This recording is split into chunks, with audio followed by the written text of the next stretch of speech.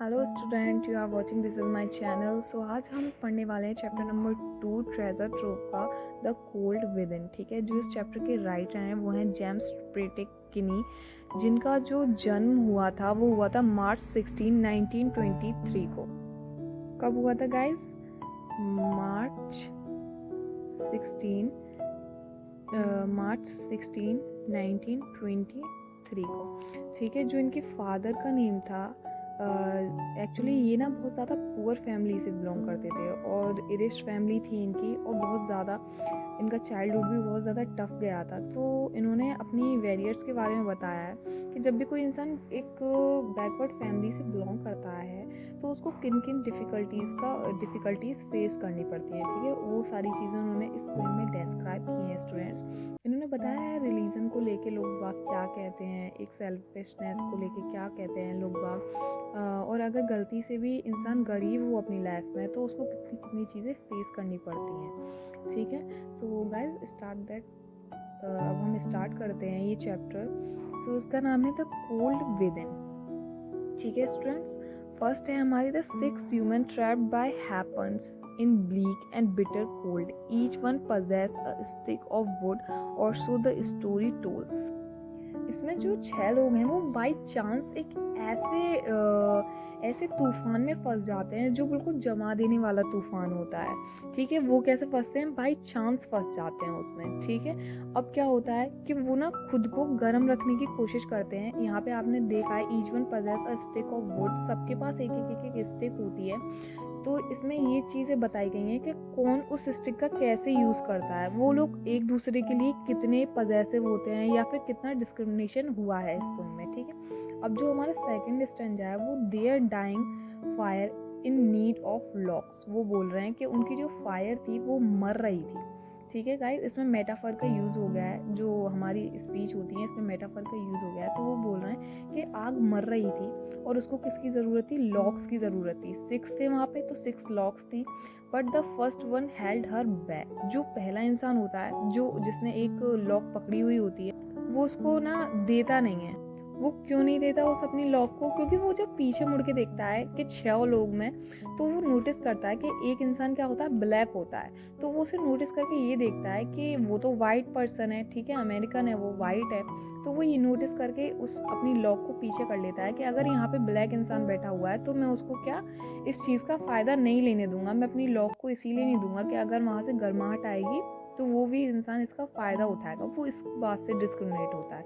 ठीक है, अब जो नेक्स्ट स्टैंजा है वो है the next man looking cross the way saw one note of his church and could not bring himself to give the fire his stick of bits. अब जो second वाले इंसान के पास आता है, पहला वाला अपना एक्सक्यूज देता है, अब सेकंड वाला इंसान के पास आता है, तो वो भी क्या करता है? इधर उधर देखने लग जाता है। वो देखता है कि बराबर में जो इंसान बैठा हुआ है वो उसके क्या है? उसके रिलीजन का नहीं है, वो क्रिश्चियन नहीं है, क्योंकि उसने चर्च का यहाँ पे जिक्र किया है। तो चर्च से पता चलता है कि वो उसका क्या है? क्रिश्चियन रिलीजन नहीं है। तो वो इसी वजह से क्या कर देता है? अपनी लॉक को स्टॉप कर देता है देने के लिए। वो मना कर देता है कि मैं नहीं दूंगा, क्योंकि इस हम 6 लोगों में एक इंसान मेरे रिलीजन का नहीं है। ठीक है, इसीलिए वो क्या करता है? वो लॉक को नहीं देता, क्योंकि उसका फ़ायदा, उसकी गर्माहट वो जो उसके रिलीजन से नहीं बिलोंग करता वो ना उठाए। ठीक है, अब जो हमारा फोर्थ है स्टैंजा, तो ये क्या है? The third one set in threads cloth, she give his coat a hitch, why should he his log be put to use to warm the idle rich. ठीक है, तो इसमें दिया हुआ स्टैंजा में स्टूडेंट्स ये समझाया गया है कि जो थर्ड व्यक्ति था, मतलब इंसान था, वो कैसा लग रहा था? वो ऐसा प्रतीत हो रहा था जैसे वो बहुत ज़्यादा गरीब है, और लिटरली जो उसने कपड़े पहने हुए थे वो थोड़े ट्रेटर्ड, मतलब थोड़े बहुत ज़्यादा क्वालिटी लो के कपड़े थे और थोड़ा फटे हुए भी थे। ठीक है, तो वो ये देखता है कि उन 6 में से वो जो थर्ड इंसान होता है वो गरीब होता है, तो वो ये देखता है कि उन जो 6 में से एक इंसान अमीर है बहुत ज़्यादा। तो वो कहता है कि ये इतना अमीर है तो मैं इसको अपनी लॉक देके इस गर्माहट का फ़ायदा क्यों उठाने दूँ। ठीक है। तो वो इस घमंड के साथ अपना कोट जो है खींच कर ये दिखाता है कि बेशक मैं अमीर हूँ बट मेरे अंदर भी घमंड है। ठीक है। तो यहाँ उसके घमंड की बात आ जाती है। अमीरी और गरीबी आपको यहाँ देखने के लिए मिलती है इस वाले 4th स्टैंजा में। तो क्या वो इस प्रॉब्लम की वजह से अपना लॉग नहीं देता। वो क्या प्रॉब्लम लेता है कि एक अमीर सामने बैठा हुआ है, अगर मैंने अपना लॉग दिया आग में तो वो आग बढ़ जाएगी और उसकी गर्माहट का फ़ायदा कौन उठाएगा, वो अमीर भी उठाएगा। तो वो इस सेल्फिशनेस से नहीं देता अपनी लॉग। ठीक है। अब हम 5th वाले स्टैंजा पर आते हैं। The rich man just sat back and thought of the wealth he said in store and how to keep what he had earned from the lazy shiftless. इसकी जो 5th स्टैंजा है इसमें ये समझाया गया है कि जो इंसान, उसने अमीर के बारे में ये सोच लिया, अब वो अमीर के पास उसके चांस आता है अमीर वाले के पास, तो वो क्या कहता है, वो पीछे बैठा हुआ होता है, वो बोलता है कि मैं अपना लॉक किस लिए नहीं दूंगा। वो बोलता है कि हम जो अपनी इतने अमीर क्यों होते हैं, हम इतने अमीर इसीलिए होते हैं कि हम मेहनत करते हैं और अपनी संपत्ति स्टोर करके रखते हैं और फिर खर्च करने पर आते हैं और आराम से खाते पीते हैं जब हम लोग अमीर होते हैं। तो क्या हम लोग, वो अपनी मेहनत के बारे में डिस्क्राइब करता है कि हम मेहनत कर इतने अमीर होते हैं। और गरीब लोग, अब उसने 3rd लाइन में ये बोल दिया है कि जब हम इतना मेहनत करके इतना कमाते हैं जब हम अमीर होते हैं। 4th लाइन में उन्होंने ये बोल दिया है कि जो लोग लेज़ी होते हैं, जो लोग काम से पीछे हटते हैं, अपनी क्या काम की परवाह नहीं करते, वो लोग क्या रह जाते हैं, वो लोग गरीब रह जाते हैं। इसीलिए क्या बोल रहा है, वो गरीब लोगों के लिए बोल रहा है कि गरीब लोग इसीलिए गरीब रह जाते हैं क्योंकि वो क्या होते हैं, लेज़ी होते हैं, वो बैठकर खाना चाहते हैं, इसलिए वो अमीर लोगों से चिढ़ते हैं और वो गरीब रहते हैं। तो वो इस वजह से ये वाला एक्सक्यूज़ दे देता है कि मैं इसलिए नहीं दूंगा क्योंकि ये यहाँ लेज़ी पर्सन बैठा हुआ है, ये मेरी आग लॉक का फ़ायदा उठा लेगा, अगर आग ढंग से जलेगी तो ये मेरी लॉक का फ़ायदा उठा लेगा। वो इस वजह से अपनी लॉक नहीं देता स्टूडेंट्स। ठीक है। अब हम नेक्स्ट स्टैंजा पर आएंगे। आप लोग देख रहे हो जहाँ स्टूडेंट आजकल कोई अमीरी गरीबी में शायद कोई डिस्क्रिमिनेशन करता है, बट इसमें जब लोग इतनी बेकार कंडीशन में है, मतलब इतनी ज़्यादा हैवी ठंड में है, वो लोग इतने ज़्यादा हैवी कोल्ड पड़ रहा है, तो वो लोग क्या अपनी सेल्फिशनेस, अपनी डिस्क्रिमिनेशन पर डिपेंड है। ठीक है। वो क्या देख रहे हैं कि ये अमीर है, ये गरीब है, ये मेरे रिलीजन का नहीं है, इसका कलर क्या है, उसका कलर क्या है। तो ऐसे सिचुएशन में शायद ही कोई इंसान ये देखता है, बट ये 6 लोग क्या है, इन 6 के अंदर डिस्क्रिमिनेशन भरा हुआ है, पूरा डिस्क्रिमिनेशन भरा हुआ है। मैंने आपको पहले मेटाफर के बारे में भी बताया था, वहाँ छुपा हुआ मेटाफर था कि आग मर रही थी। ठीक है। उस आग को जलाने के लिए इन लोगों से लॉग मांगी गई, बट इन्होंने अपने अपने एक्सक्यूज देने लगे।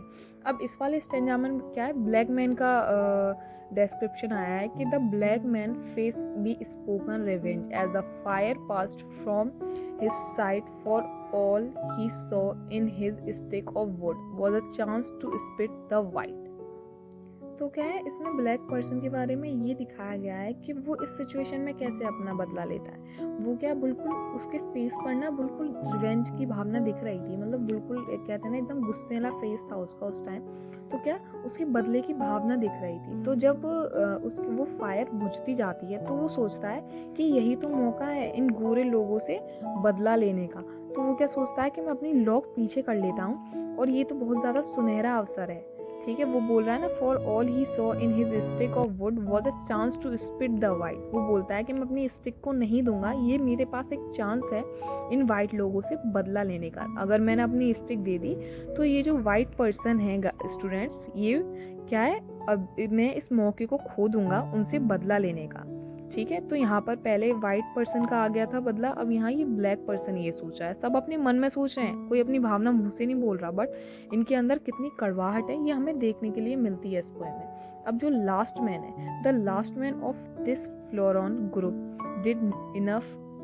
did enough expect for gain, giving only to those who gave was how he played the game। तो इसमें क्या है स्टूडेंट, आपको यहाँ पे देखने के लिए मिल रहा है फॉरलॉर्न ग्रुप। फॉरलॉर्न ग्रुप क्या होता है, एक लोनली और अनहैप्पी ग्रुप। ऑब्वियसली बात है, वो लोग ऐसी सिचुएशन में थे, तो अकेले तो वो लोग थे ही क्योंकि वो लोग एक दूसरे का साथ नहीं दे रहे थे। ठीक है बच्चों। और दूसरी बात, अनहैप्पी क्यों थे, क्योंकि वहाँ जो सिचुएशन थी वो इतनी गंभीर स्थिति में थे, इतनी जोरों की ठंड में थे कि उन्हें वो लोग अनहैप्पी थे। कोई खुश तो होगा नहीं ठंड में, ठीक है। और खास करके जब दूसरे का भी साथ ना मिले तो सब लोग कैसे हो जाते हैं, एकदम अकेले और अनखुश से हो जाते हैं, एकदम से कैसे है ना, वो दुखी से हो जाते हैं। तो ये फर्स्ट वाले स्टैंजा में ये दे दिया है कि उसमें जो लास्ट पर्सन था उस ग्रुप में, वो क्या करता है, वो ये एक्सेप्ट करता है कि अगर उसका कोई फ़ायदा हो उसको उसकी लॉग देने से तो वो लॉग देगा, अदरवाइज वो लॉग नहीं देगा। वो क्या देखता है, सबकी मुंह की तरफ देखता है कि कोई तो मुझे इसका फ़ायदा कराए। मतलब एक्सचेंज सुना है कि कोई, हम किसी को पैसे देते हैं, वो इंसान हमें चीज़ देता है, तो वो सोचता है कि इस ग्रुप में कोई मुझे क्या कहते हैं, कोई मुझे पैसे दे या फिर मुझे किसी भी तरह से मेरा फ़ायदा कराए, जब जाके मैं इन लोगों को क्या कहते हैं, लॉग दूंगा। तो वो क्या सोचता है कि ये गेम चल रहा है और मैं अपनी लॉग जब ही इन लोगों को दूंगा जब ये लोग मेरा कुछ फ़ायदा कराएंगे, ठीक है। तो वो क्या, वो अपने फ़ायदे की वजह से अपनी लॉग नहीं देता कि मैं कुछ गेन करूँगा जब ही अपना अपना बैक इनको कुछ दूंगा, ठीक है। तो इसकी वजह से ये अपनी लॉग रोक लेता। अब देखिए जो ये लास्ट स्टेंज है, इसमें क्या दिया हुआ है, their logs held tight in death still hand was proof of human sign. मतलब क्या कि लास्ट में जब बहुत ज़्यादा ठंड पड़ जाती है, वो आग बिल्कुल बुझ जाती सी है, क्योंकि उसमें क्या मरती हुई आग होती है। स्टार्टिंग में हमने एक्सप्लेन करा था, मरती हुई आग क्या, बिल्कुल मरने वाली थी वो आग, बट उन लोगों ने क्या क्या अपना अपना एक्सप्लेनेशन दिया, अपनी अपनी फीलिंग्स बताएं, ठीक है, मनी मन में, और अपना अपना एक्सप्लेनेशन दिया कि मैं नहीं दे रहे, हम नहीं दे रहे, हम नहीं दे रहे, ठीक है। जिसकी वजह से क्या, ये जो फर्स्ट लाइन है, their log held tight in death still hand, तो क्या है, जब वो लोग मर गए 6 के 6, उनकी लॉग उनके हाथ में थी, बिल्कुल टाइट पकड़े हुए थी।